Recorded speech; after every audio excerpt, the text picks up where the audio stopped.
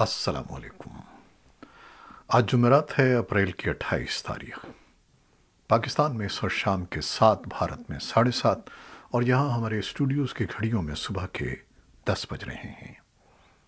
Voice of America Washington की Urdu service से मैं हूँ खालिद हमीद, खबरों के एक बुलेटिन के साथ। पाकिस्तान के वज़ीर आज़म शहबाज शरीफ सऊदी अरब के 3 रोज़ा दौरे पर जुमेरात को सऊदी अरब पहुँच रहे हैं। नए वज़ीर ख़ारजा बिलावल भुट्टो ज़रदारी समेत एक आला सतह का वफ़द भी वज़ीर आज़म के हमराह है। शहबाज शरीफ जुमे को सऊदी क़यादत से मुलाकात करेंगे, जिसमें तिजारती और इक़्तिसादी ताल्लुक़ात को आगे बढ़ाने, पाकिस्तानी अफरादी क़ुव्वत के लिए मौक़े तलाश करने और इलाक़ाई और बैनुल-अक़वामी सूरत हाल पर तबादला ख़याल किया जाएगा। क़ब्ल अज़ीं पाकिस्तान के दफ्तर ख़ारजा के तर्जुमान आसिम इफ्तिख़ार ने एक बयान में बताया कि शहबाज शरीफ 28 से 30 अप्रैल तक सऊदी अरब के वली अहद की दावत पर सऊदी अरब का दौरा कर रहे हैं, जो वज़ीर आज़म मुंतखब होने के बाद उनका पहला बैरूनी दौरा है। तर्जुमान के मुताबिक वज़ीर आज़म के सऊदी अरब के दौरे से दोनों मुल्कों के दरमियान बढ़ती हुई शराकत दारी को मज़ीद तक़वियत मिलेगी। पाकिस्तान में वफाकी शरई अदालत ने मुल्क में सूद की सहूलतकारी करने वाले तमाम कवानीन और शिकों को गैर शरई करार देते हुए हुकूमत को मुल्क में मौजूद बैंकारी निज़ाम में सूद के खात्मे के लिए 5 साल की मोहलत दी है। इस केस में फरीक जमात इस्लामी के वकील सैफुल्लाह गोंदल का कहना है कि इस फैसले के मुताबिक पाकिस्तान को आइंदा अपने तमाम बैनुल-अक़वामी मुआहदे सूद के बगैर करने होंगे। माशी तज्ज़ियाकार खुर्रम शहजाद कहते हैं कि इस फैसले पर अमल दरामद के लिए सिर्फ 5 साल नहीं बल्कि एक तवील मुद्दती पॉलिसी दरकार होगी। अदालत ने फैसले में 31 दिसंबर सन 2027 तक तमाम कवानीन को इस्लामी और सूद से पाक उसूलों में ढालने का हुक्म दिया है। पाकिस्तान को हालिया बरसों के दौरान बड़े पैमाने पर कुदरती आफात का सामना करना पड़ा है, जिससे 50 लाख अफराद मुतासिर हुए हैं और 20 लाख से ज़्यादा को इंसानी हमदर्दी की इमदाद की ज़रूरत पड़ी है। आलमी बैंक की report south Asia climate change action plan सन 2021-2025 में कहा गया है कि पाकिस्तान को कुदरती आफात के बढ़ते हुए ख़तरात का सामना है, जिनमें शदीद मौसम, सैलाब, साइक्लोन, खुश्क साली और ज़लज़ले शामिल हैं। रिपोर्ट में मज़ीद कहा गया है कि ये सूरत हाल बरकरार रहने की सूरत में सन 2030 तक पाकिस्तान के 5 करोड़ लोगों के मौजूदा मेयारे ज़िंदगी में 4 से 5% तक कमी हो सकती है और बलूचिस्तान के अक्सर इलाके जहां पहले ही पानी की कमी का सामना है, वहां बारिशों की कमी के नतीजे में ज़िंदगी की मुश्किलात में इजाफा हो सकता है।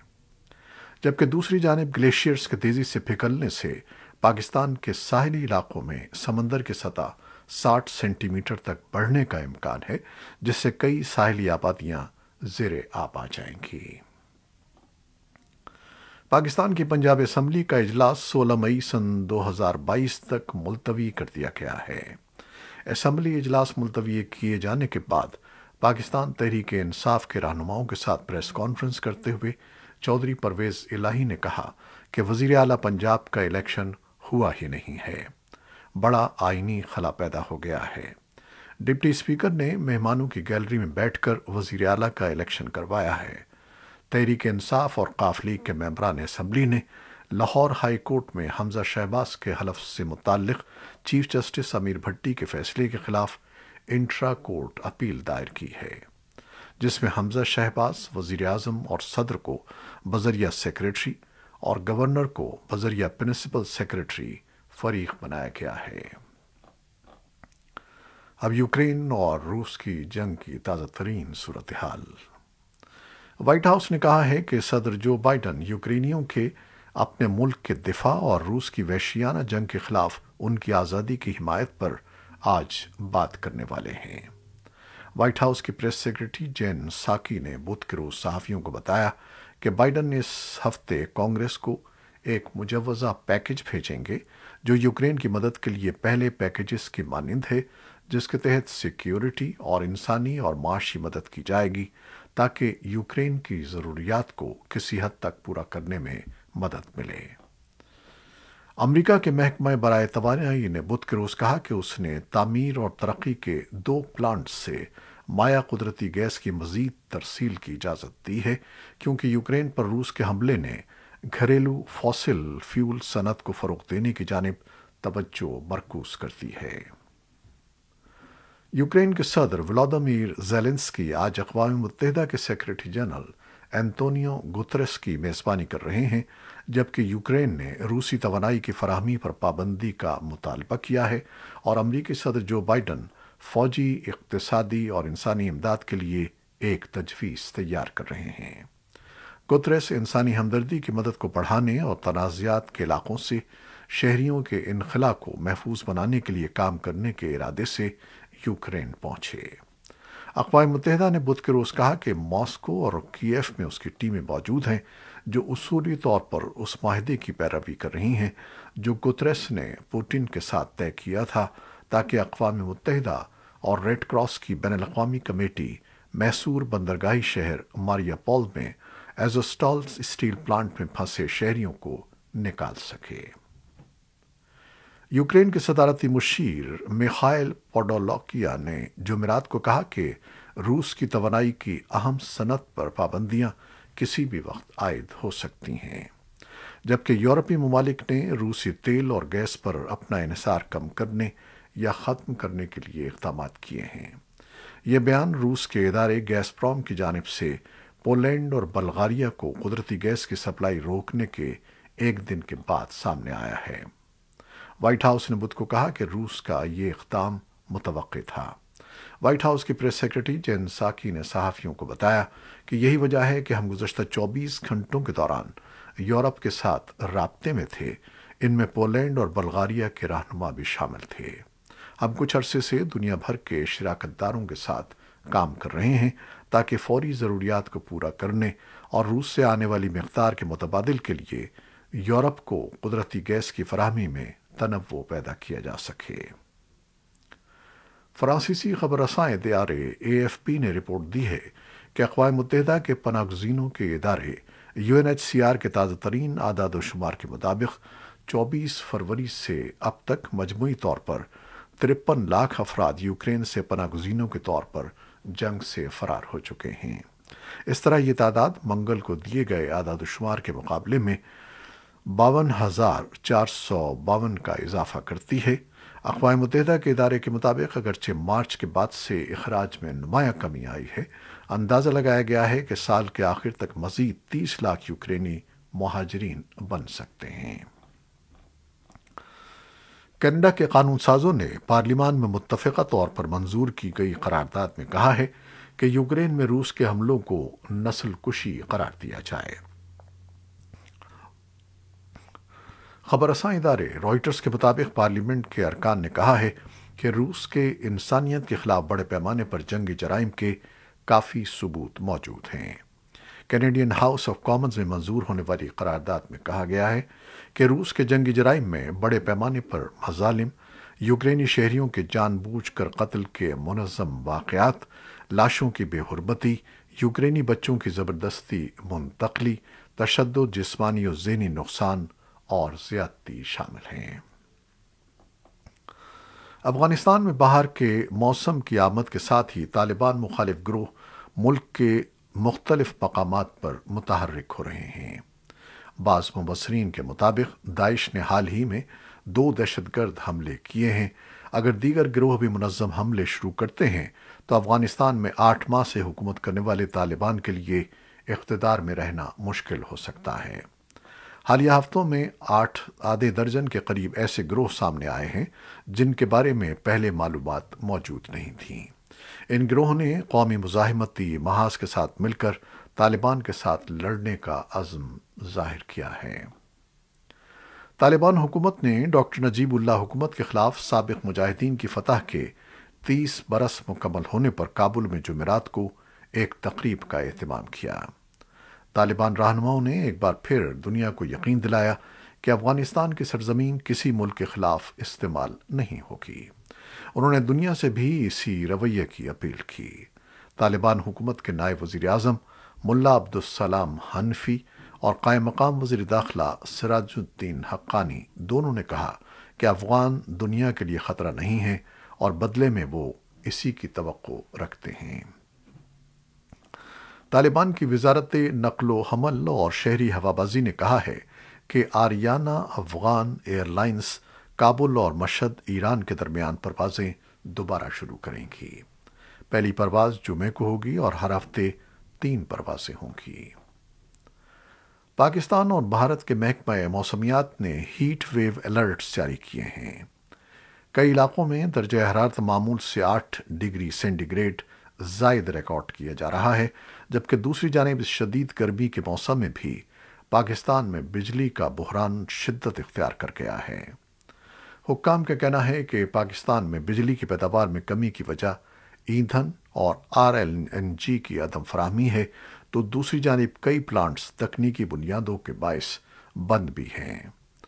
پھر روس اور یوکرین کی جاری جنگ کی وجہ سے کوئلے اور گیس کی قیمتوں میں بے تحاشا اضافے کی وجہ سے ملک کا توانائی بل رواں مالی سال کے پہلے 9 ماہ میں گزشتہ سال کے مقابلے میں دگنا ہو کر $15 ارب تک جا پہنچا ہے۔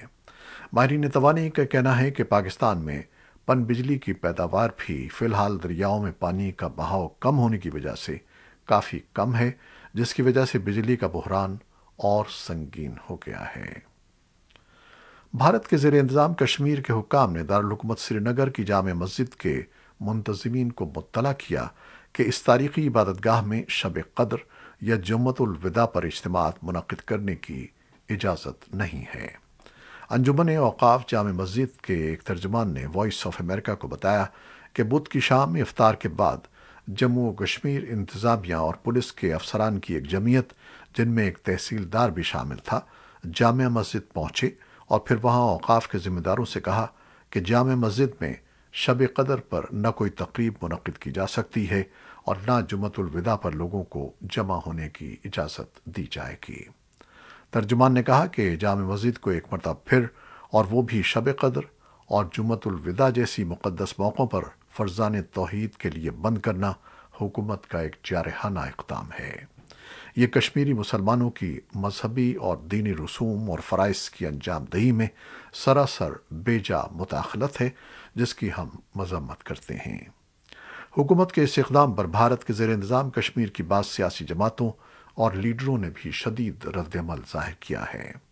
تاہم حکومت اور پولیس عہدیداروں نے جامع مسجد میں شب قدر اور جمعۃ الوداع کے اجتماعات پر پابندی عائد کرنے کے فیصلے کا ماضی کے تجربات کی بنیاد پر دفاع کیا ہے اور کہا ہے کہ یہ ایک امتناعی اقدام ہے۔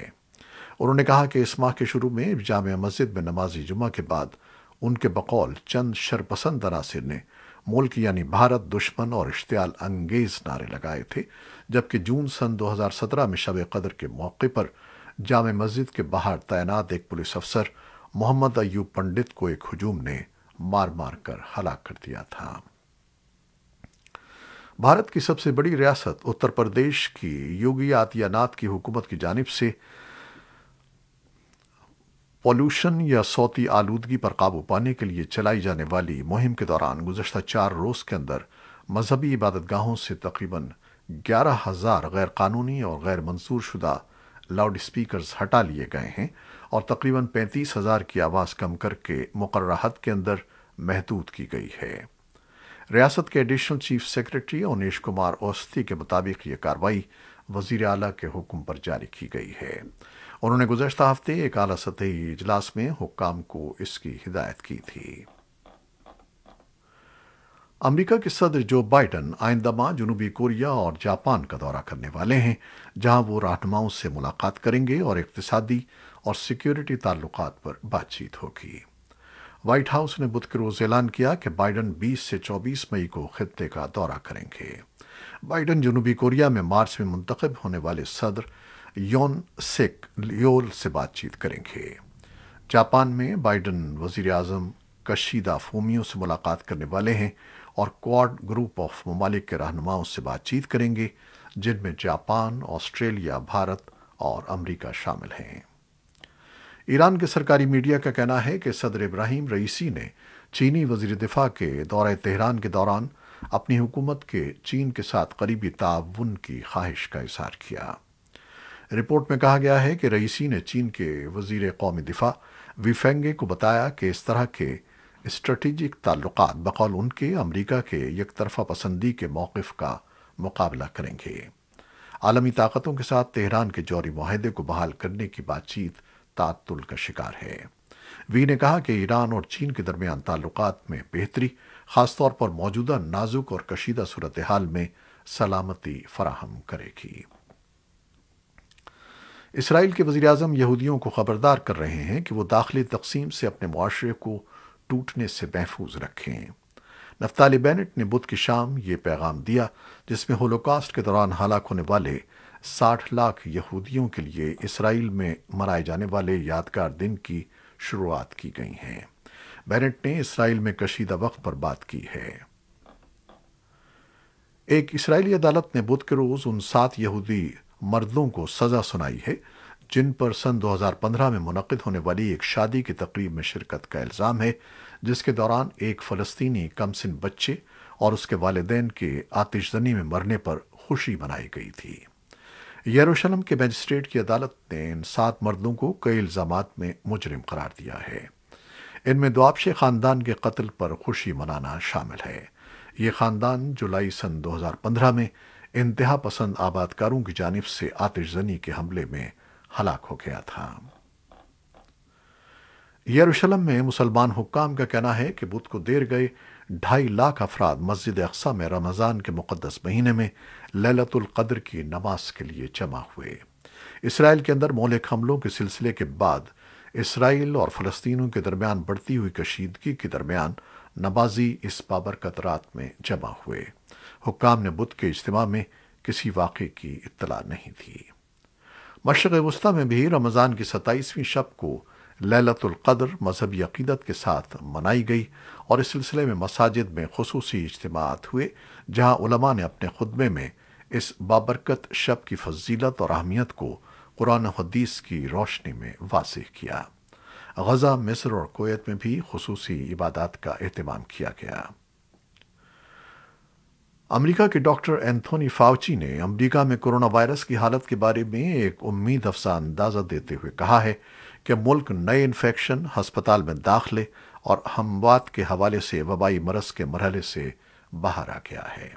لیکن متعدد امراض کے کلیدی ماہر کا کہنا ہے کہ ایسا لگتا ہے کہ اب اس کی شکل ایک مقامی بیماری میں تبدیل ہو رہی ہے، جو بعض علاقوں میں باقاعدگی سے اپنی موجودگی کا احساس دلاتی ہے۔ ڈاکٹر فاؤچی نے منگل کو پی بی ایس کے پروگرام نیوز آور کو بتایا کہ زیادہ تر دنیا کے لیے یہ بدستور ایک وبائی بیماری ہے اور امریکہ کے لیے بھی خطرہ ختم نہیں ہوا ہے۔ اور اب آپ کے لیے ایک اعلان۔ اگر وائس آف امریکہ کی ویب سائٹ urduvoa.com تک رسائی میں آپ کو مشکل پیش آ رہی ہے تو اس بلیٹن کے ڈسکرپشن میں دیے گئے لنک کے ذریعے ویب سائٹ وزٹ کیجیے۔ منفرد رپورٹس اور دلچسپ تبصروں کے لیے دیکھتے رہیے وی او اے کا ٹی وی پروگرام ویو 360 پیر تا جمعہ شام 7:30 بجے آج نیوز پر۔ یہ تھیں وہ خبریں جو فیس بک لائیو پر ہم نے آپ کے لیے پیش کی۔ ہماری ویب سائٹ، یوٹیوب اور پوڈ کاسٹ پر یہ بلیٹن پوسٹ کر دیا جاتا ہے۔ آپ ہمارے بلیٹن کو شیئر کرتے ہیں اور اپنے کمنٹس میں اپنی محبتوں اور دعاؤں کا اظہار کرتے ہیں، جس کے لیے ہم آپ کے بے انتہا مشکور ہیں۔ اپنی محبتوں کا یہ سلسلہ جاری رکھیے گا۔